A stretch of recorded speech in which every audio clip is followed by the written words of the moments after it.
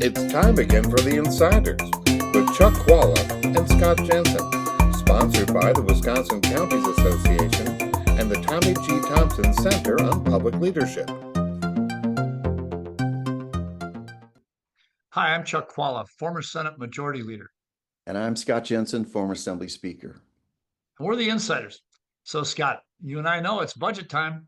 4th of July is coming up. Are we going to have a budget? What are the outlines of that budget going to look like if we do? What are the different possibilities out there? And are the Republicans going to need some Democratic votes to get it done if it happens?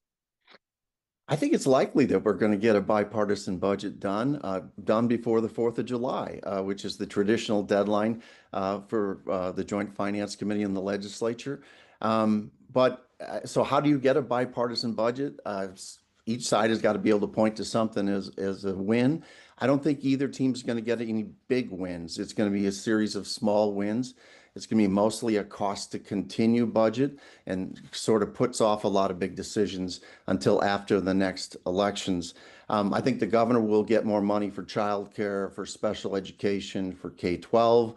I think that the Republicans will get a tax cut for retirement income. Other than that, it's going to be not a big increase in spending like we've seen recently. I think the university will probably get a small increase along with some reforms so that the Republicans can justify why they're giving them any more money at this point. So I think that's kind of the way the decision's going to work out. Where do the Dem votes come from? I'm guessing it's going to be Milwaukee Democrats. I think there'll be more money for certain items in Milwaukee that will get them across the line. So mostly Republican votes for the budget, some Democrats. Kind of the big ideological battles will be postponed for another day after the next set of elections. Well, as one of those people who will benefit from some retirement law changes, I would rather see that put into property tax relief. And I got to believe most people across the state, including a lot of senior citizens, would rather see that. But I think Scott's outline is entirely possible that kind of a decision would be made. In fact, Scott sounds kind of like an insider who might have some pretty good information that might be where it ends up. But here's the thing.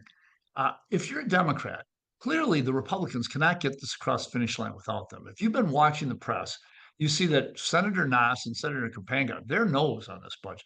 That means the Republicans can't pass a budget.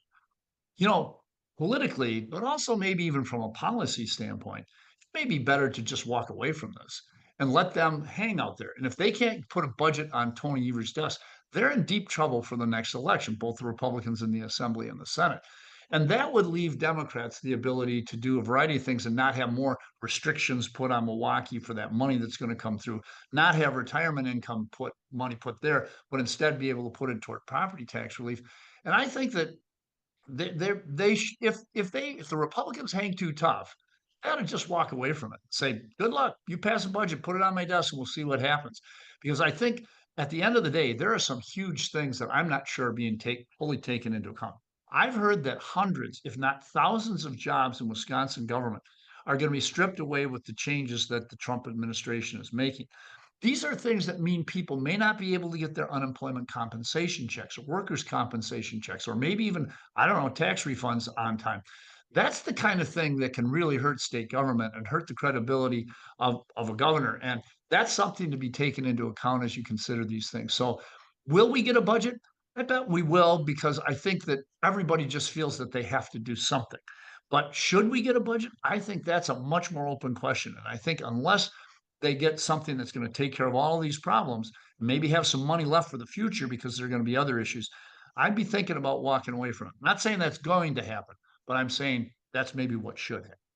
So why would Democrats vote for a budget like this without any big wins necessarily for their side? I think they are supremely confident and overconfident that they're going to take control of both houses of the legislature after the next election. So if they don't spend all the money, some of it gets set aside. They can be there to determine what to do with all that money and check off items on their liberal wish list when they have a complete charge of state government. But again, I think they are overconfident. There's no doubt the state Senate is up for grabs. That's going to be a very close call.